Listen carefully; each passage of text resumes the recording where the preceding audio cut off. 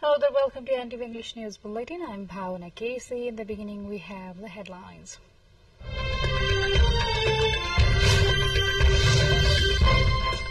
Muslim community across the world and in Nepal observing Bakr Eid or Eid al-Adha today. Festival marks the culmination of annual Hajj pilgrimage in Saudi Arabia. At least 14 Jordanian citizens died during Hajj pilgrimage due to extreme heat. Jordan says search for missing 17 pilgrims. Eases past Nepal's approach to the Super 8 of the ICC T20 World Cup overcomes a 21-1 victory against Nepal.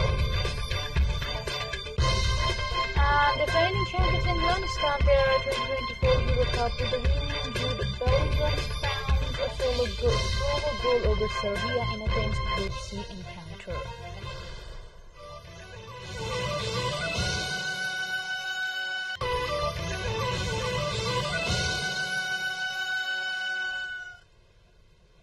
Welcome back. You are with the NTV English News Bulletin. Now we have the news in details. People of Muslim community across Nepal are celebrating the Eid al-Adha festival today. The Islam followers gathered at different mosques in various districts of the country where they performed prayers and exchanged greetings with each other. The Nepal government has given a public holiday today to mark the Eid festival. The Eid al-Adha is being observed across the world today by people of the Muslim faith. It is the second of the two important religious holidays marked worldwide by the Muslims.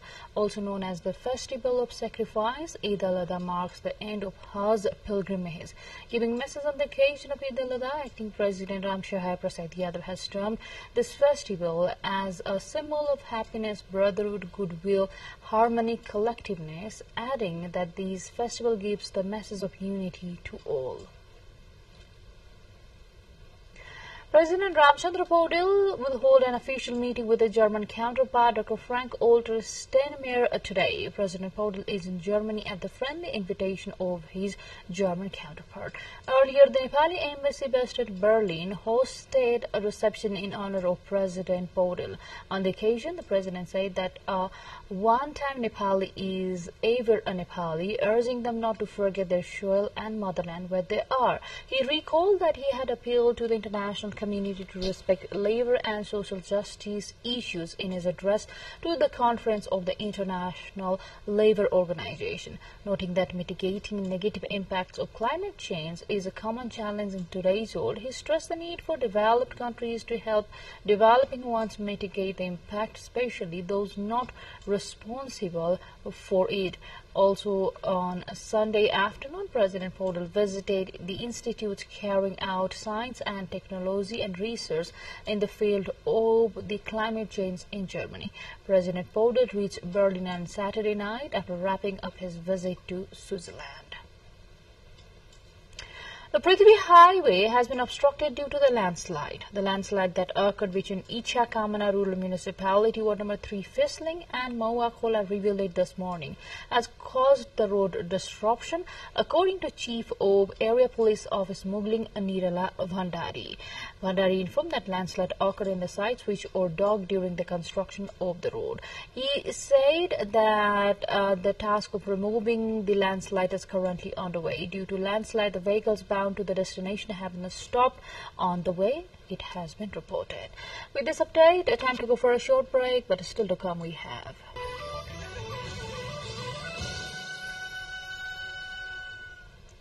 Welcome back. Now to the international updates. At least 14 Jordanian citizens have died during the Hajj pilgrimage in Saudi Arabia due to intense heat, according to the officials. Jordan's foreign ministry said 14 of its nationals had died after suffering sunstroke due to the extreme heat wave, and a further 17 had been reported missing. The Iranian Red Crescent confirmed that 5 Iranian pilgrims also had lost their lives but didn't specify how they did. Jordanian officials said searches were continuing for those missing. Hajj is one of the largest mass gatherings in the world. More than 1.8 million pilgrims are taking part this year, according to Saudi officials. The German Chamber of Commerce in China says tariffs on Chinese electric vehicles will not increase European automakers' competitiveness. The head of the German Chamber of Commerce, Maximilian Butek, said that they would rather advocate for investing into the competitiveness of the European Union rather than trying to protect the auto industry. Germany's economy minister Robert Habeck will visit China this week for talks on economic ties between the two countries, with his spokesperson noting that the minister will not be able to avoid addressing the issue of EU tariffs. The Greek Coast Guard has caused the deaths of dozens of migrants in the Mediterranean over a 3-year period, witnesses say, including 9 those who deliberately or thrown into the water. The 9 are among more than 40 people alleged to have died as a result of being forced out of Greek territorial waters or taken back out to sea after reaching Greek islands, according to BBC. The Greek Coast Guard told the BBC's investigation that it strongly rejects all accusations of illegal activities. The Greek government has long been accused of forced returns, pushing people back towards Turkey, where they have crossed from, which is illegal under the international law. More updates on the other side, but before that, let's have the highlights first.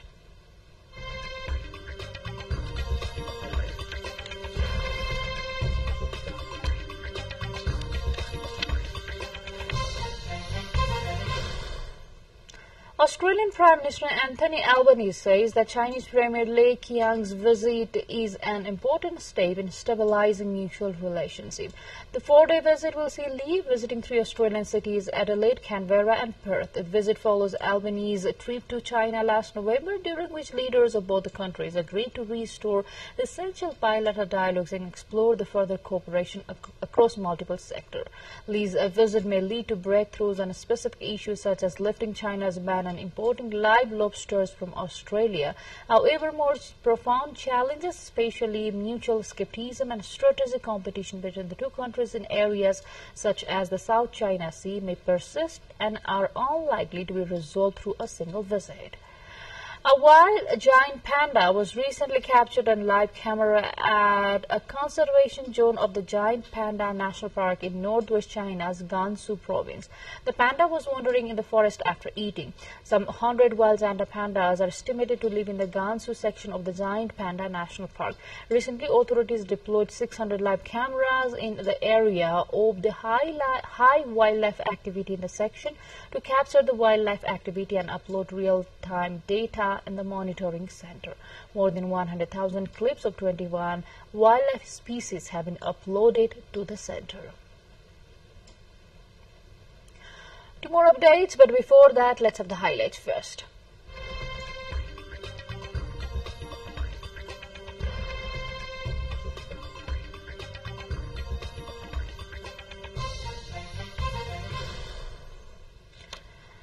Now to sports.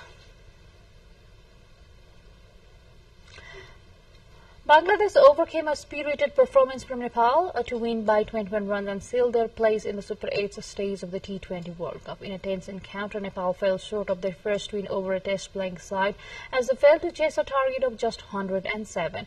Tiger seamer Tanzeen Hassan's magical 4-4-7 triggered a top-order collapse to 24-4-5, but a late resistance from Deependra Singh Airi with 31 kept Nepal's hopes alive. The Associate Nation, were in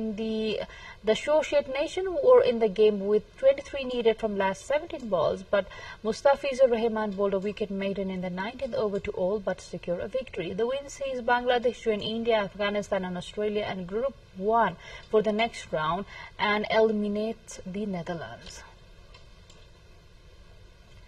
Jude Bellingham inspired England to the start as they wanted at Euro 2024 with the winning goal and a stunning individual performance in the victory over Serbia. Bellingham's dream season, which brought him a Champions League triumph at the end of his fresh campaign with Real Madrid continued as it demonstrated exactly why he is regarded as the England's new superstar. The 20-year-old powered onto the end of Bukayo Saka's deflected cross with a magnificent header after 13 minutes as Gareth Southgate's side were rewarded for an impressive opening. England will need to improve, but this was at least a result that will send them into the second group's game against Denmark on Thursday. The 85th edition of the Bol d'Or Mirabeau, the largest inland sailing regatta in Europe, took place on Saturday in Geneva, Switzerland, with 3,500 members and around 400 sailboats participating in the annual sailing sport. Starting at 10 a.m. local time, Saturday's sailing race concluded with Team Sails of Chains 8 from Switzerland winning the first place. Established in 1939, the event is held annually in May-June. The sailing race starts from the western end of Lake Geneva, passes through Lausanne in Switzerland and towns such as Evian in France, and reaches the town of Beauvais at the eastern end of Lake Geneva before returning.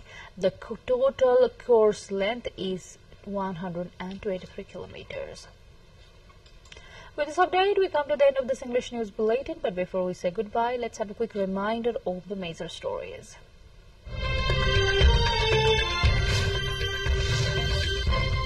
Muslim community across the world and in Nepal observing Bakar Eid festival today. The festival marks the culmination of the annual Hajj pilgrimage in Saudi Arabia.